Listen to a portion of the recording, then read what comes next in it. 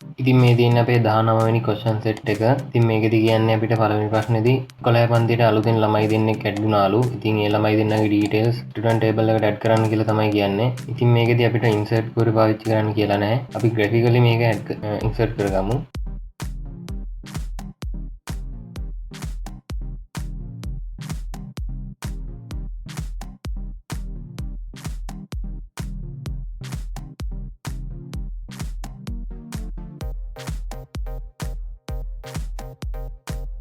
ඉතින් අපි මේ විදිහට ඒ ස්ටුඩන්ට්ස්ලා දෙන්නත් ඇඩ් කරගත්තා. ඊළඟට අපිට කියන්නේ ඉන්ඩෙක්ස් නම්බර් එක ස්ටීව් 004 වෙන ස්ටුඩන්ට්ගේ ලාස්ට් නේම් එක මෝසස් කියලා චේන්ජ් කරන්න කියලා. ඉතින් අපි මේකට පාවිච්චි කරන්නේ අප්ඩේට් query එකක්.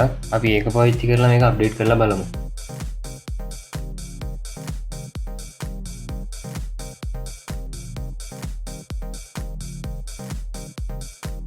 ඉතින් මේ විදිහට තමයි අපි query එක ලියාගන්නේ. අප්ඩේට් කරන්න කියන ස්ටුඩන්ට් ටේබල් එකේ ලාස්ට් නේම් එක මෝසස් කියලා ස්ටුඩන්ට් ගේ ඉන්ඩෙක්ස් නම්බර් එක ස්ටුඩන්ට් 4 කියන ID එක තියෙන කෙනාගේ. ඉතින් අපි මේක එක්සිකියුට් කරලා බලමු.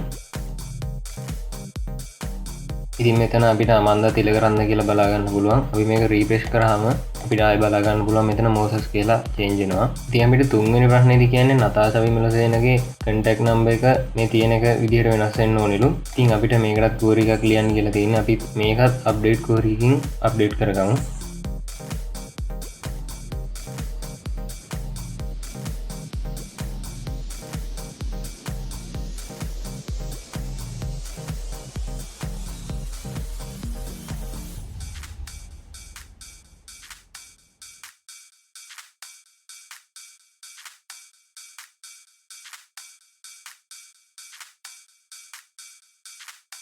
ඉතින් මේකෙදි කියන්නේ ස්ටුඩන්ට් ටේබල් එක අප්ඩේට් කරන්නලු කන්ටැක්ට් නම්බර් එක මේ විදිහට කොහෙද තියෙන්නේ කියලා බැලුවොත් නතාෂා ෆස්ට් නේම් එක නතාෂා වෙන එකත් ලාස්ට් නේම් එක විමලසේන වෙන තැනත් කන්ටැක්ට් නම්බර් එක වෙනස් කරන්න කියලා තමයි කියන්නේ. ඉතින් අපි මේක එක්සිකියුට් කරමු. ඊට පස්සේ අපි ස්ටුඩන්ට් ටේබල් එකේ data වලට ගිහිල්ලා අපි ආයෙ මේක රීෆ්‍රෙෂ් කරලා බැලුවොත් එතන නතාෂා විමලසේනගේ නම්බර් එක වෙනස් වෙනවද බලමු.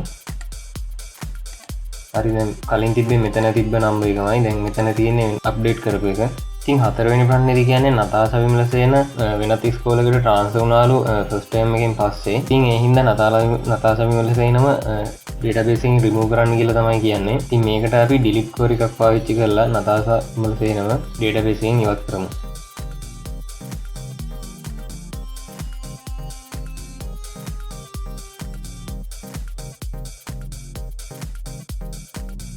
ඉතින් මේකෙදි කියන්නේ ස්ටුඩන්ට් ටේබල් එකෙන් ඩිලීට් කරන්න ෆස්ට් නේම් එක නතාෂා වෙන සහ ලාස්ට් නේම් එක විමලසේන වෙන කෙනා කියලා. ඉතින් අපි මේක එක්සිකියුට් කරලා බලමු ස්ටුඩන්ට් ටේබල් එකේ data වල නතාෂා රිමූව් වෙනවද කියලා. ඉතින් මේ විදිහට අපි නතාෂා බලා ගන්න පුළුවන්. අපි රීෆ්‍රෙෂ් කරාම නතාෂා නැති වෙලා යනවා. ඉතින් පස්වෙනි ප්‍රශ්නේදී කියන්නේ අපිට ඉන්න සියලුම ස්ටුඩන්ට්ස්ලාගේ ඩීටේල්ස් පෙන්වන්න කියලා. ඉතින් මේකට අපි සිලෙක්ට් query එකක් පාවිච්චි කරමු. ඉතින් මෙතනදී කියන්නේ සේරම සිලෙක්ට් කරන්න ස්ටුඩන්ට් ටේබල් එකේ කියලා. ඉතින් අපි මේක එක්සිකියුට් කරාම අපිට මෙතනදී බලා ගන්න පුළුවන් ස්ටුඩන්ට් ටේබල් එකේ තියෙන සේරම ඩීටේල්ස් ටික. අයවෙනි එකේදී අපිට කියන්නේ ෆස්ට් ටර්ම් එකේ සේරම ස්ටුඩන්ට්ස්ලාගේ මැතමැටික්ස් වලට ගත්ත ලකුණු හොයන්න කියලා. ඉතින් මේකටත් අපිට සිලෙක්ට් query එකක් පාවිච්චි කරන්න පුළුවන්. ඉතින් සිලෙක්ට් query එක පාවිච්චි කරලා අපි ටික හොයාගන්නේ කොහොමද කියලා බලමු.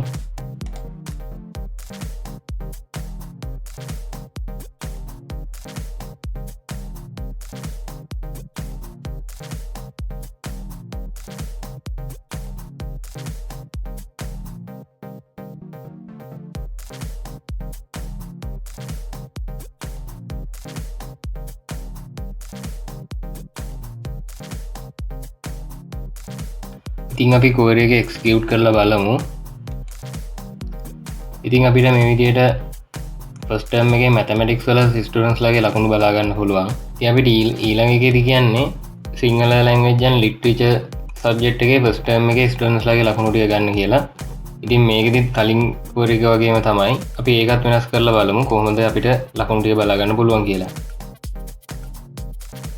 query එක එක්සිකියුට් කරලා බැලුවාම අපිට මේ විදිහට ලකුණු ටික බලා ගන්න පුළුවන්. ඉතින් 8 වෙනි ප්‍රශ්නේදී අපිට කියන්නේ අමන්දි විජේසිංහ වෙනත් ඉස්කෝලේකට ඇතුළත් වෙලාලු. ඉතින් ඒ හින්දා එයාගේ සියලුම data remove කරන්න කියලා තමයි කියන්නේ. ඉතින් මේකට අපිට delete query එකක් පාවිච්චි කරලා අමන්දි විජේසිංහගේ සේරම data ඉවත් කරගන්න පුළුවන්.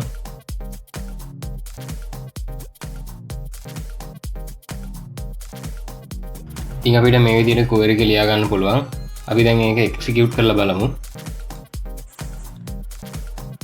ඉතින් අපි ස්ටුඩන්ට් ටේබල් එකේ data වලට ගියාම අමන්දි මේ විදිහට බලා ගන්න පුළුවන්. අපි මේක refresh කරොත් අපිට අමන්දි කියන row එක නැති වෙලා යනවා බලා ගන්න පුළුවන්. ඉතින් මේ විදිහට අපේ 19 වෙනි question set එක ඉවර වෙලා තියෙනවා. අපි ඊළඟ එකේදී හමු වෙමු.